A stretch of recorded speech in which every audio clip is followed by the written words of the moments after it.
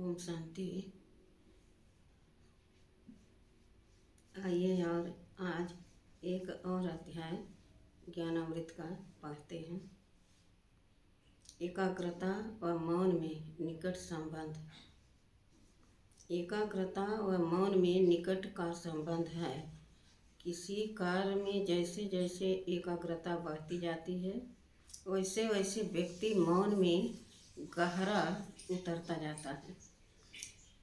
कार्य के प्रति लगन, निष्ठा, एकाग्रता एवं मौन से कार्य कम समय में पूरा हो जाता है। राजस्थान के प्रसिद्ध जैन साहित्यकार टोडरमल उन दिनों अपना प्रसिद्ध ग्रंथ मोक्ष मार्ग लिख रहे थे। एक दिन भोजन करते समय वह अपनी माँ से बोले, माँ, लगता है आज आप भोजन में नमक डालना भूल गई हूँ। माँ मुस्कुराई और बोली, बेटा, लगता है आज तूने अपना ग्रंथ पूरा कर लिया है। टोडरमल चौंक गया और चकित होकर कहा कि हाँ माँ, मेरा ग्रंथ आज पूरा हो गया है, लेकिन आपको इस बात का पता कैसे चला? माँ ने कहा कि नमक तो मैं तेरे खाने में 6 माह से नहीं डाल रही थी, लेकिन उसका अभाव तुम्हें आज पहली बार अनुभव हुआ, क्योंकि तुम आज ग्रंथ लेखन में धारित मौन व लगन एकाग्रता से बाहर आ गए हो। इसमें मैंने अनुमान लगा लिया। एकाग्रता की एक मिसाल स्पेस एक्स अंतरिक्ष अभियान के संस्थापक एवं टेस्ला कार कंपनी के मालिक एलन मस्क भी हैं। उसे बचपन में पुस्तकों के अध्ययन का शौक था। वह पुस्तक में इतना एकाग्र हो जाता था कि उसे माँ के पुकारने का भी पता नहीं चलता था। उसकी माँ को यह लगने लगा कि मेरे बेटे के कान खराब हैं, क्योंकि निकट से पुकारने पर भी उसे मेरी आवाज़ सुनाई नहीं पड़ती है। उसने अपने पुत्र के कान का ऑपरेशन तक करा डाला, परंतु बात नहीं बनी। माँ को बाद में यह समझ में आ गया कि मेरा पुत्र एकाग्रता की पराकाष्ठा रखता है, जिससे वह अपने कार्य में इतना मशगूल हो जाता है कि उसे आसपास का कुछ भी सुनाई नहीं देता। छात्र जीवन में एक बार एलन मस्क स्ट्रीट लाइट के नीचे बैठकर पुस्तक पढ़ रहा था। सड़क से एक बारात पार्टी बैंड बाजे के साथ गुजरी। थोड़ी देर में एक व्यक्ति वहां आया और एलन से पूछा कि बैंड पार्टी इधर से जा चुकी है क्या? एलन ने कहा कि मैं पढ़ रहा था, अतः कौन आया गया इसकी मुझे जानकारी नहीं है। ऐसी एकाग्रता मौन के गर्भ से ही पैदा होती है। यह देखा गया है कि जिसके जीवन में मौन व पवित्रता की जितनी प्रधानता होती है, उसे वर्तमान में ब्रह्मा कुमारियों के माध्यम से चल रहे गुह ईश्वरीय कार्य का बोध उतनी ही सहजता से हो जाता है। मौन व पवित्रता अमीरों के बजाय गरीबों में ज़्यादा है, अतः वे ईश्वर के समीप सहजता से आ जाते हैं। ज्ञान और मौन चिंतन से गहराता है और तन मन धन की पवित्रता से ईश्वर से योग युक्त होना सहज हो जाता है। गणेश जी की एकाग्रता यादगार ग्रंथों में वर्णन आता है कि वैदिक ज्ञान के विस्तार के बाद महर्षि वेदव्यास ने 1,00,000 श्लोकों वाले महाभारत को लिपिबद्ध करने का संकल्प किया। कहा जाता है कि वह धारा प्रवाह श्लोकों का उच्चारण करते थे और गणेश जी एकाग्र होकर उसे लिपिबद्ध करते थे। कार्य पूरा होने पर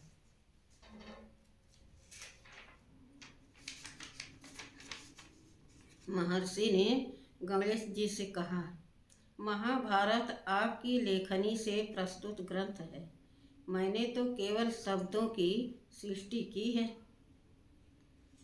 मैं आपके प्रति कृतज्ञ हूँ। गणेश जी ने प्रत्युत्तर दिया, महर्षि, मैं इस कार्य के श्रेय का पात्र नहीं हूँ।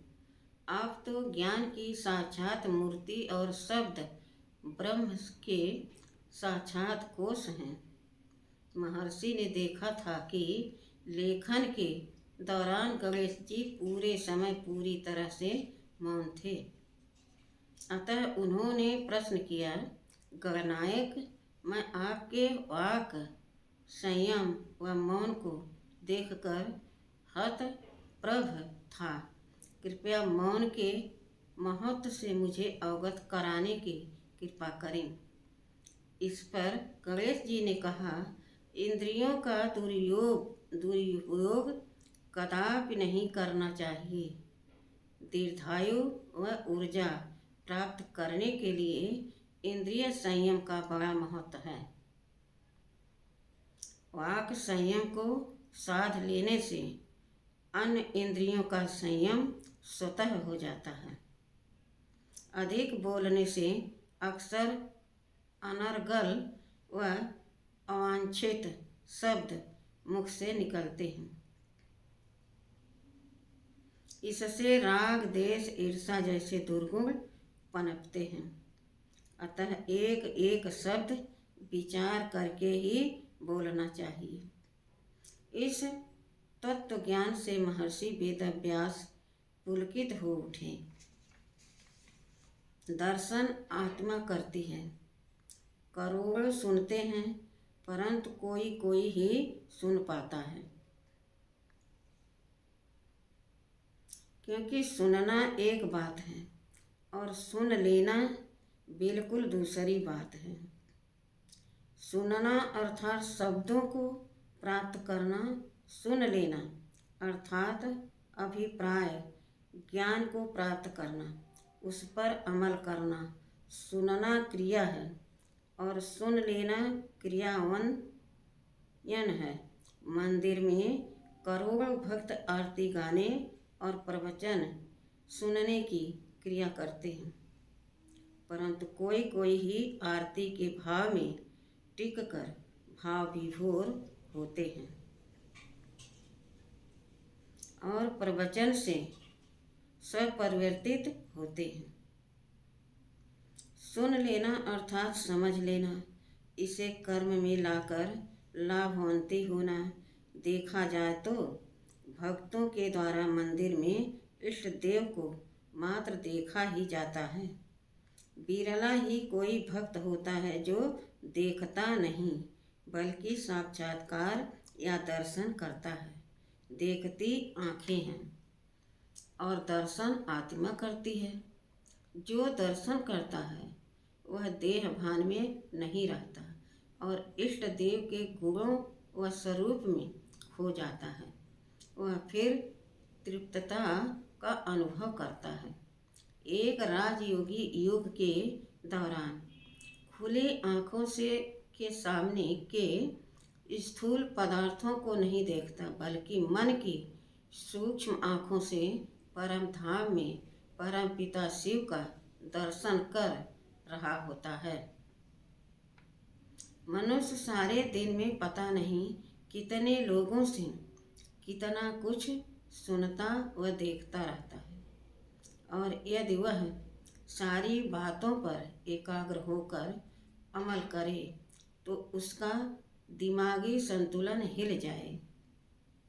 यह कुदरती व्यवस्था है कि मनुष्य कान की बातों को तो सुनकर उन पर अमल करता है, परंतु बेकार की बातों को सुनते हुए भी अनसुना कर देता है। उसी प्रकार वह सारे दिन में बहुत कुछ बोलता है, परंतु उसमें दूसरों के द्वारा अमल करने के लायक बातें कम ही होती हैं। तो बेकार की बातों को बोलना बंद क्यों नहीं किया जाता है? कोई भी मनुष्य भला यह क्यों चाहेगा कि वह बेकार की बातें भी बोले और दूसरे उसे अनसुना कर दे, परंतु उसकी स्मृति में ही यदि बहुत ज़्यादा बेकार भरा हो तो वह बेकार स्वतः ही चेतना में आकर जीभ से बाहर बहने लगता है। यदि इससे बचना है तो जागरूकता का अभ्यास करना होगा, अर्थात यह ध्यान रखना होगा कि अवचेतन मन में भरी व्यर्थ की बातें लंबे समय तक स्मृति में ताज़ा न की जाए, ताकि वे पहले पुरानी पढ़कर और भी बहुत पुरानी पढ़कर अचेतन मन में चली जाएं और अंततः अपना वजूद खो दें।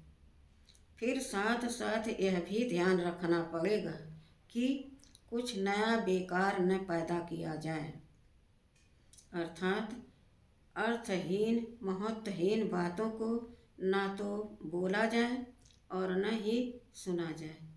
जीभ के मौन का अभ्यास भी इसमें सहायक होता है, या फिर मितभाषी होकर रहा जाए, जो कि श्रेष्ठ संग से संभव है। सरल स्वभाव कार्य को सरल बनाता है। ओम शांति।